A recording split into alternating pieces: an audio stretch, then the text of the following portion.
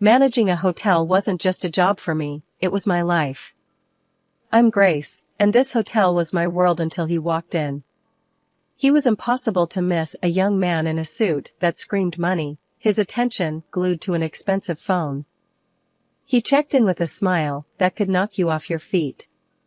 "Good evening, I'm Ethan," he said, his voice smooth as silk. "I'm here for a couple of nights. Anything interesting happening around here?" I found myself smiling back, a bit caught off guard by his charm. "Well, Ethan, the city's full of surprises."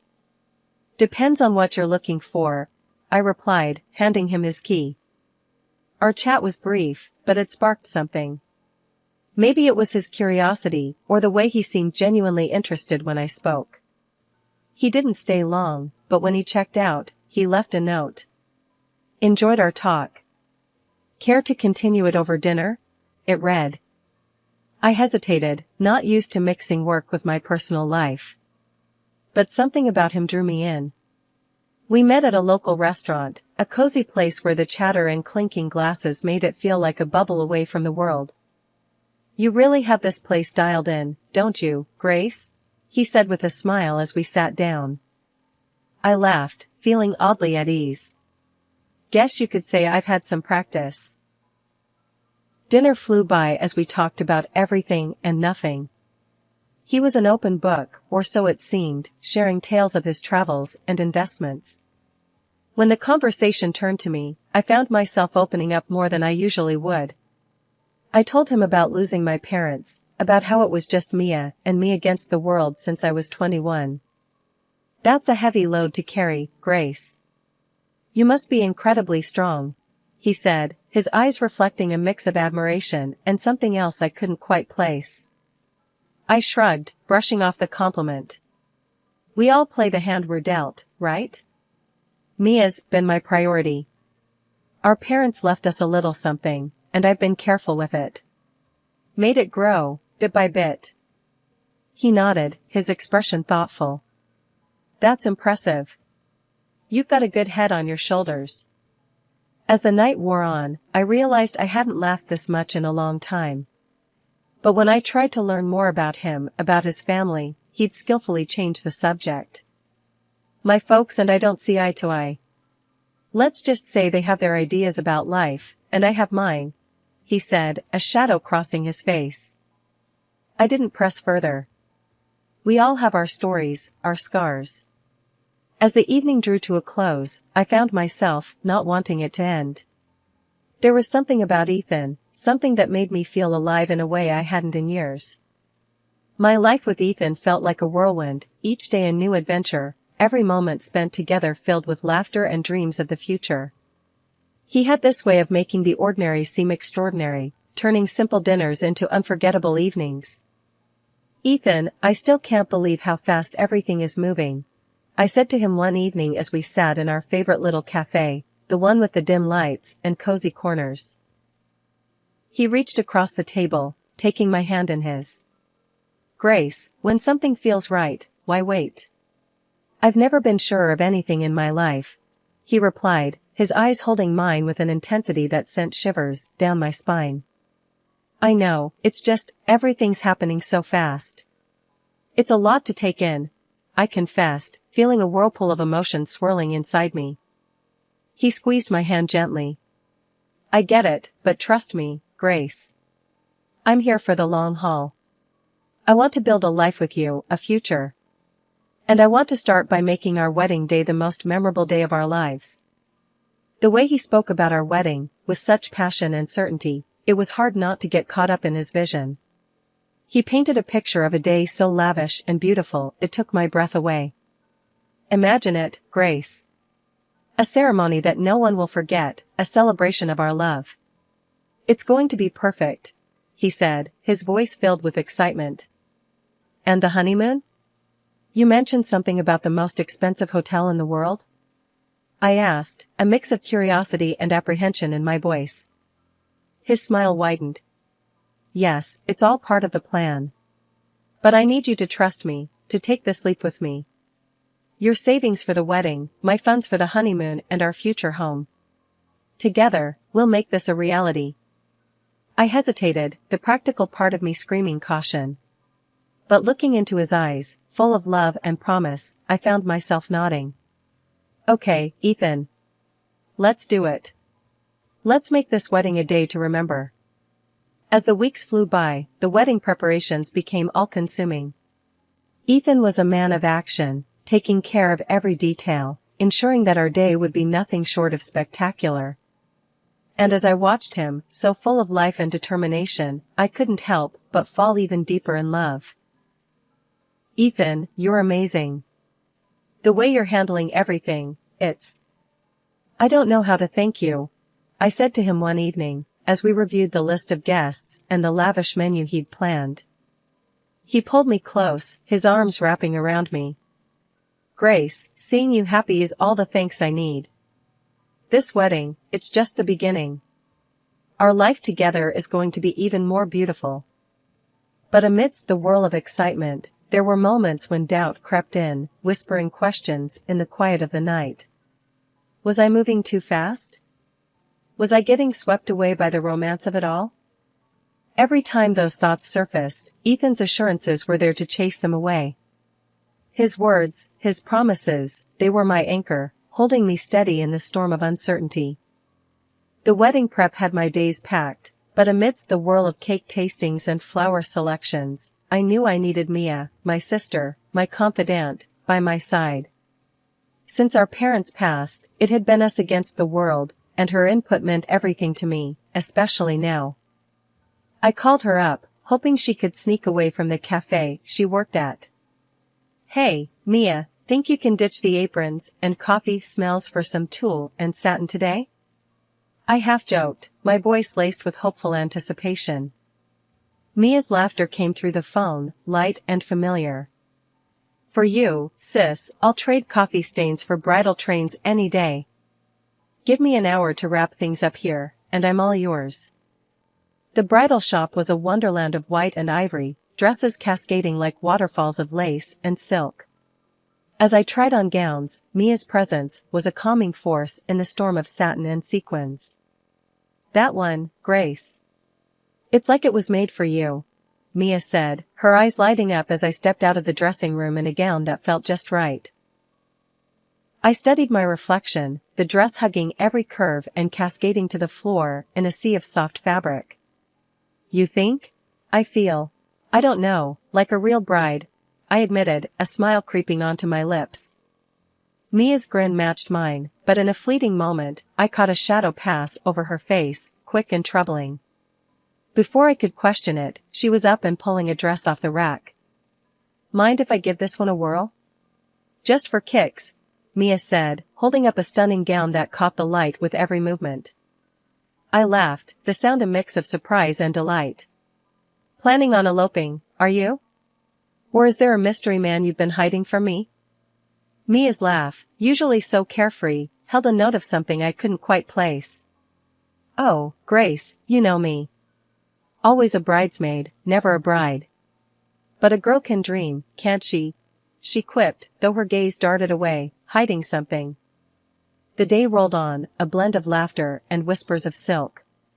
But Mia's mood seemed to flip like a switch, her usual bubbly demeanor clouded by moments of distraction.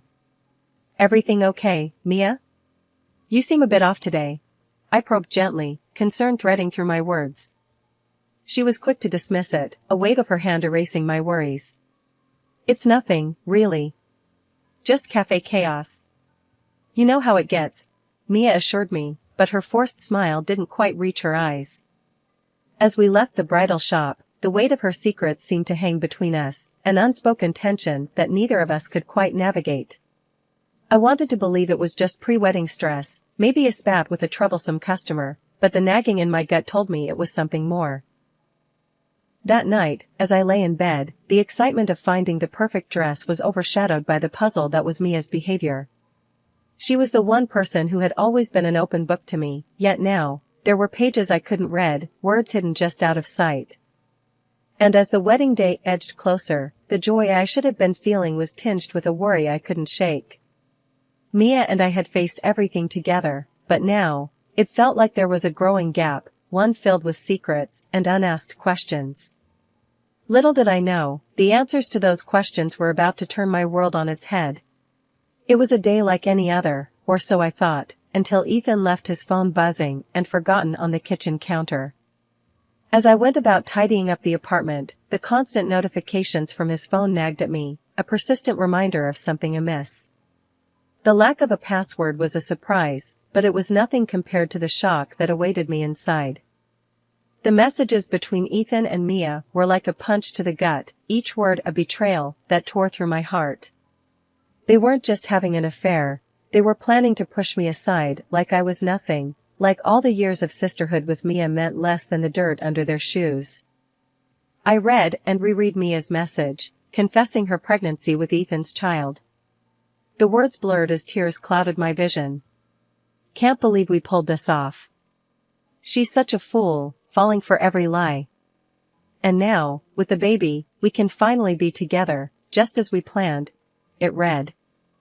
The world around me seemed to spin, a carousel of deceit and treachery. Ethan's reply was no better, declaring his love for Mia and his eagerness to see me humiliated, ousted from my own wedding. She's just a naive cash cow. Can't wait to get rid of her and start our real life together. This wedding will be perfect, thanks to her money, he wrote. I sat there, the phone heavy in my hand, a storm of emotions raging within me. Betrayal, anger, disbelief, they all fought for dominance, but above all, a cold determination began to take root. They thought they could use me, discard me like an old toy?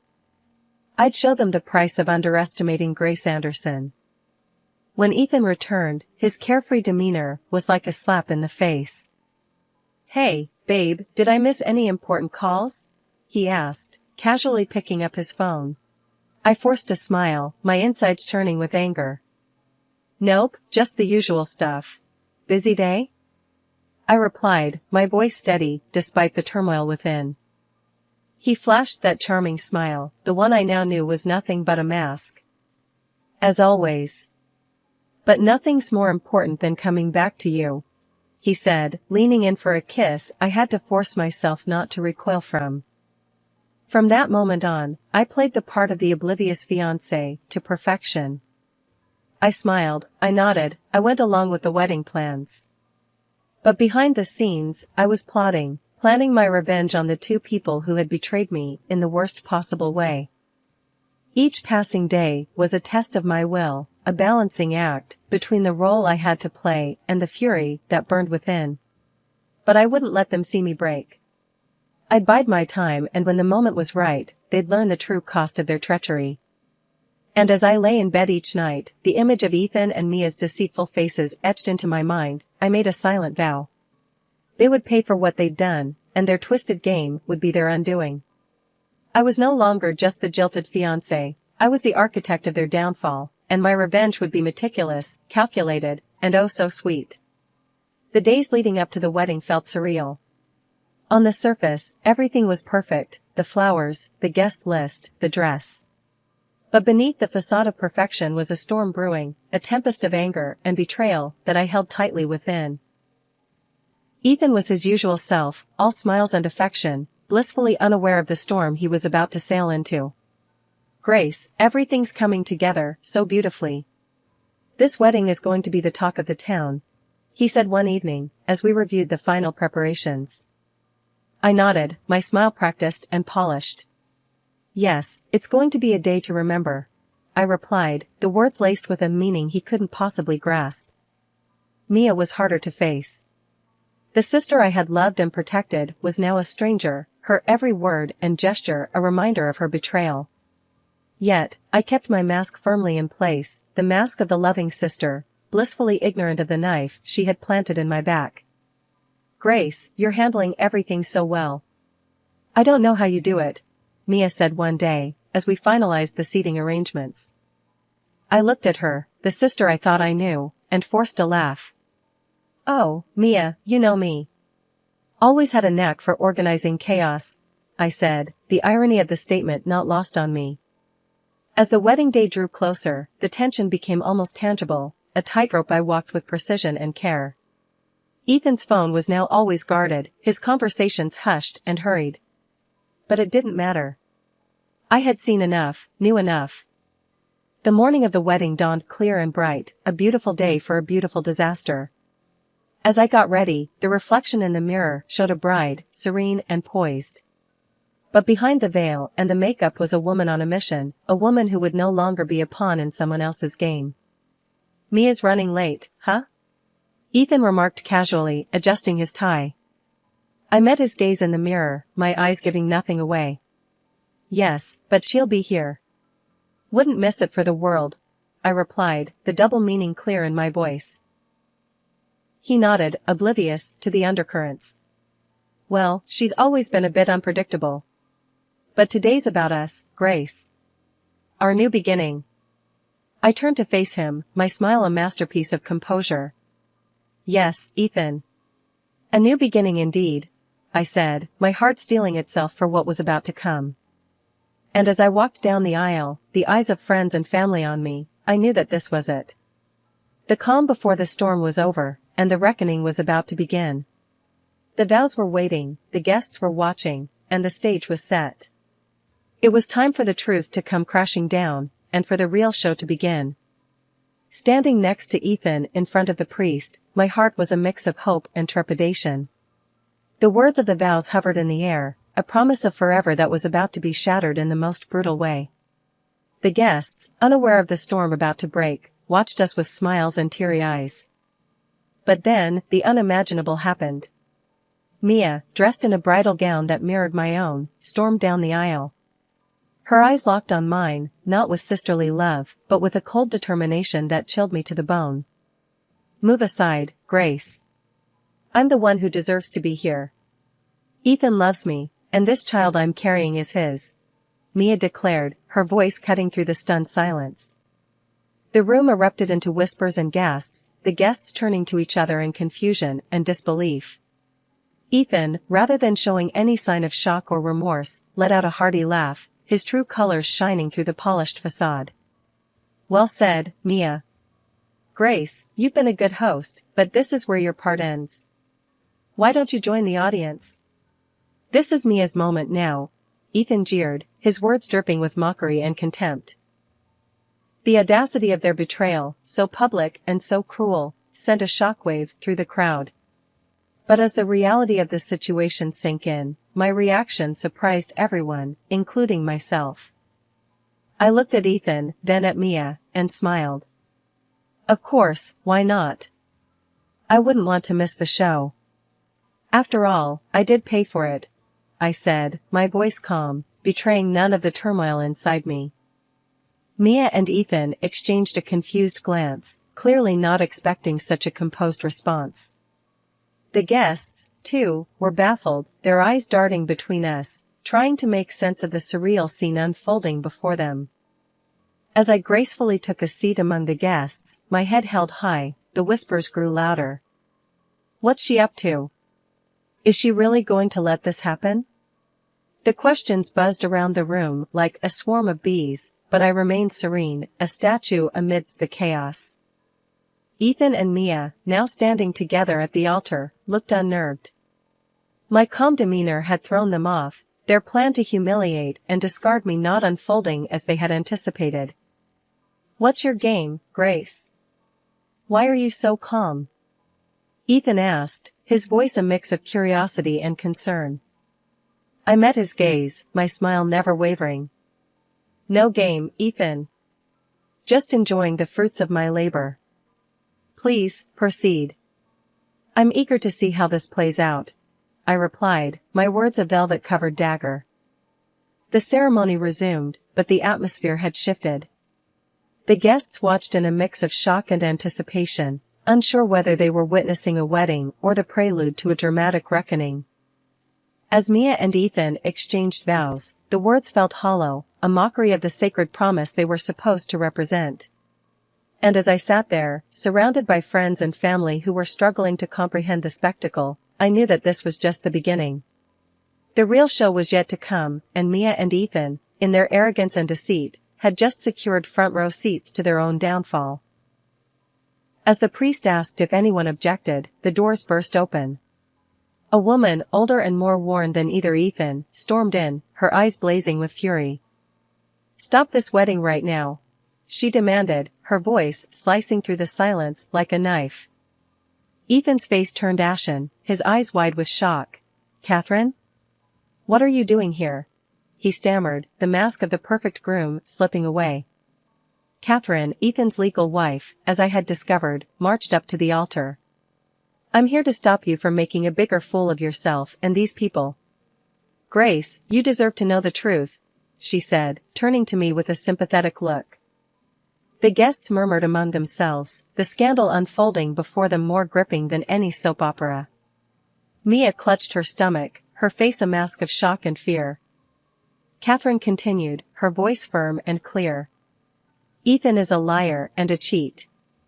He's in debt up to his ears, his investments failed, and he's been using you all to dig himself out of his hole. And Mia, you poor girl, you're just another pawn in his game." The room erupted into chaos, the guests rising from their seats, the whispers growing louder. Ethan tried to speak, but his words were drowned out by the uproar. I stood up, my heart pounding, but my voice steady. "There's more," I announced, silencing the room. "I hired a private detective after I discovered Ethan and Mia's affair. Not only is Ethan already married and drowning in debt, but he's also been hiding a daughter, a child he's never supported." Mia's face crumpled, the reality of her situation crashing down around her. "Ethan, is this true? Tell me she's lying," she pleaded, her voice breaking. Ethan, now pale and defeated, had no words. His lies, his deceit, all laid bare for the world to see. But the final blow was yet to come. As the guests processed the revelations, Ethan's parents, two stern and imposing figures, entered the room. I had reached out to them, told them everything. And now, they were here to confront the son who had brought shame to their name. Ethan's father, a man of few words, spoke with a voice that resonated with disappointment and anger. "Ethan, you are no son of mine. Your actions today, and in the past, have shown your true character. You are cut off from our family and our fortune." As the room settled into an uneasy silence, I looked at Ethan, Mia, and the shattered dreams they had tried to build on a foundation of deceit.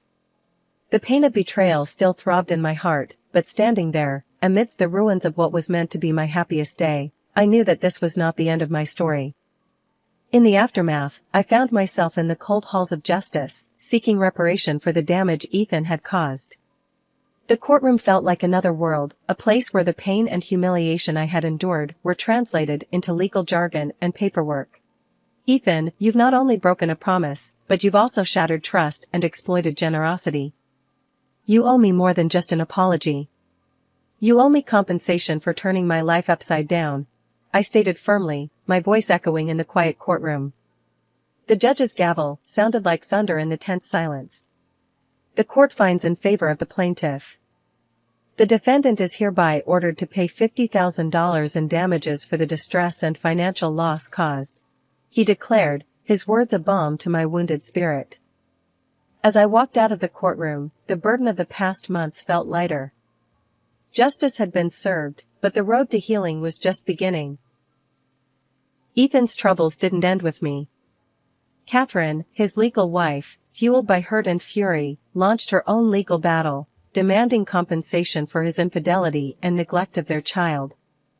The once suave and confident man was now entangled in a web of his own making, his lies and deceit finally catching up to him.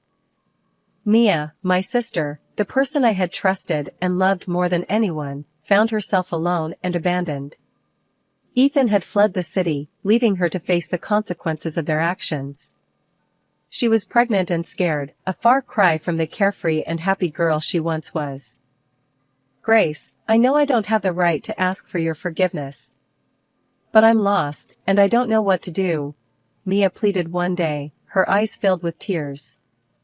I looked at her, the sister I once would have done anything for. "Mia, you were my family, my blood. But what you did, it's not something I can just forget or forgive.